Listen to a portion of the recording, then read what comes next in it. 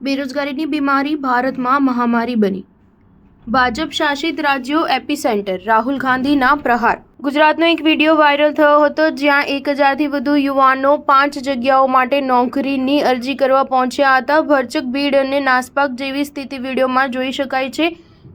એવામાં કોંગ્રેસ નેતા અને લોકસભામાં વિપક્ષના નેતા રાહુલ ગાંધીએ આ વાયરલ વિડીયો પર ભાજપ સરકાર પર પ્રહારો કરતા કહ્યું કે ભારતમાં બેરોજગારીની બીમારીએ મહામારીનું સ્વરૂપ લીધું છે. ગુજરાતમાં એક વાયરલ વિડીયોએ લોકોને ચોંકાવી દીધા હતા.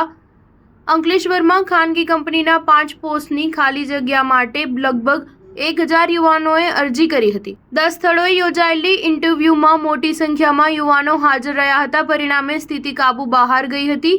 કેમિકલ ફેક્ટરીમાં શિફ્ટ ઇન્ચાર્જ અને પ્લાન્ટ ઓપરેટર સહિતની વિવિધ જગ્યાઓ માટે વિવિધ લાયકાત ધરાવતા ઉમેદવારોની જગ્યા ખાલી હતી, જેના માટે કંપનીએ એક હોટલમાં વોક ઇન ઇન્ટરવ્યૂનું આયોજન કર્યું હતું, જેના માટે બીઈ સહિતના વિવિધ લાયકાત ધરાવતા ઉમેદવારોની અરજી માંગવામાં આવી હતી, જેના માટે ઇન્ટરવ્યૂ આપવા માટે ઉમેદવારોની ભારે ભીડ પહોંચી હતી. વિડીયોમાં જોઈ શકાય છે કે ભીડને કારણે હોટલની રેલિંગ વાંકી પડી હતી, જેના કારણે એક યુવક પડી ગયો હતો અને નજીકના વાહનોને નુકસાન થયું હતું.